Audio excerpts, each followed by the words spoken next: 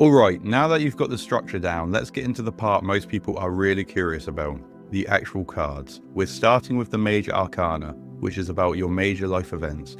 These cards show the real turning points, the moments that wake you up, push you into something new. It's not little everyday stuff. These are your big decisions, your breakthroughs, your breakdowns, all of it.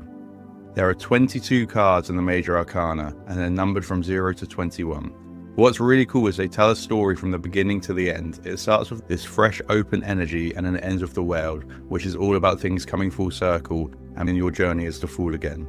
Now in this video, I'm going to give you a super clear, down-to-earth breakdown of what each Major Arcana card means. So, first of all, the Fool. This card is a surge of courage you feel right before a leap. It's less about recklessness and more about trusting that the ground will appear under your feet once you move. The Fool invites you to trade certainty for possibility. Then there's a Magician. When the Magician shows up, the message is, use what's already in front of you. You've got skill, resources, and a clear idea. Now, combine them and start. Waiting for an outside person or thing to tell you to go is just stalling your momentum. Then, we have the High Priestess. This is your inner yes or no, before logic kicks in. She reminds you that gut knowing counts as real information. If you keep quiet long enough to hear it, you'll notice you already have an answer. And then we move to the Empress. The card is about growth unfolding because you're finally in a place to receive it. When you rest, nourish yourself, and surround yourself with beauty, ideas and relationships bloom naturally. The Empress teaches that thriving rarely happens on an empty tank. Then there's the Emperor. The Emperor steps in when things need structure. He's the part of you that sets boundaries, draws up a plan, and sticks to it.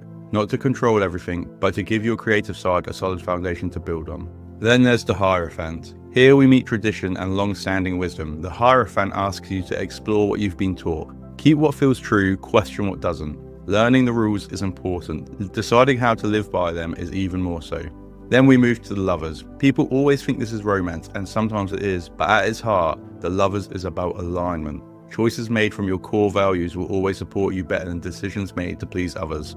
This card reminds you to choose what matches your truth. Then we move to the Chariot. The Chariot is focused movement. It says pick a direction and commit. Distractions will pop up, but staying the course turns momentum into real progress. Confidence comes from steering, not coasting. Here we move on to Strength. Real strength is gentle. It shows up as patience with yourself, kindness during conflict, or steady resolve under pressure. This card reminds you that soft power can tame bigger beasts than brute force ever could. Then there's the Hermit. The Hermit invites you to step back from the noise so you can hear your own voice again. Solitude isn't necessarily withdrawal, it's maintenance. Insight found in these quiet corners and these quiet moments in your life will light the way when you return to people around you. Then there's the Wheel of Fortune. Life's wheel is always turning. Sometimes you're lifted, other times you fall down.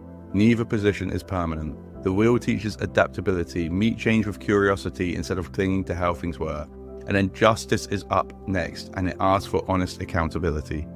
Where are your actions and consequences out of balance? Bringing things into alignment, which may mean apologies, corrections, or standing firm, whatever restores fairness in the story. Then there's the Hanged Man. This is about progress stalling so perspectives can shift. The Hanged Man encourages surrender to the pause instead of fighting it. It's about seeing the situation from different angles, which is why he's upside down, and it often reveals the details that get you unstuck. Then we move on to one of the cards that people think scary, but it really isn't, and that's Death. This means something is finished, and pretending it's not only drags out the goodbye. Death clears space for a new cycle, even if the transition feels hard. Release with respect, then look for the doorway opening behind it. Then there's Temperance. Temperance blends extremes into something sustainable. Healing here is gradual, small adjustments, steady habits, balanced choices. It's the art of meeting in the middle so nothing tips too far, too long.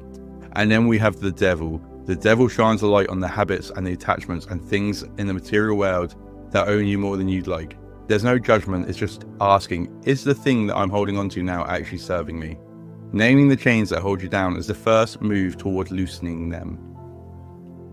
And then we have the Tower. The Tower is just a huge collapse in your life where everything was already cracking.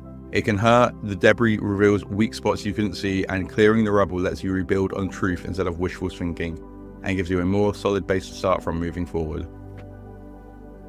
And the Star comes after the Tower, and the Star is hope. It's a deep breath that follows chaos, reminding you that healing is possible and guidance is still present. It's about leaning into optimism, and it's fuel for the next stretch of your life. Then there's the moon. Things feel hazy under moonlight. Facts blur, intuition spikes, emotions rise.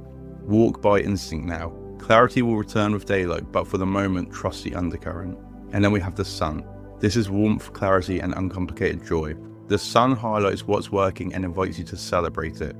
Let yourself enjoy the light. Success is allowed to feel good. And then there's judgment. Judgment is the wake-up call that says time to level up. It's old stories replaying so you can choose which to keep and which to release. Answering the call means stepping into a larger version of yourself and becoming a better version of who you are right now. And then we come to the world. After all of this, you've come full circle and you're ready to go to the next level. The world marks completion, integration, and a sense of wholeness. Pack the lessons, share the story, and prepare to start fresh, like the fool but wiser.